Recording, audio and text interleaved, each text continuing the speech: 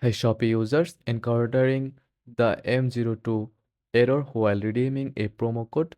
Don't worry, I will show you how to fix it in just a few steps. First of all, check if the promo code is still valid. Open the Shopee app or website, go to My Browsers, and make sure the code hasn't expired or exceeded its usage limit. Next, make sure your cart meets the minimum spend for the promo code. If needed, add more items to your cart. Some products might not qualify for the promo. Double check your cart and remove any restricted items. Finally, update the Shopee app to the latest version. If the issue persists, try clearing the app cache in your phone settings.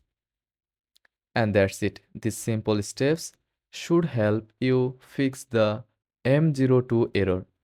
If this guide helped, don't forget to like and subscribe for more shopping tips. Happy shopping!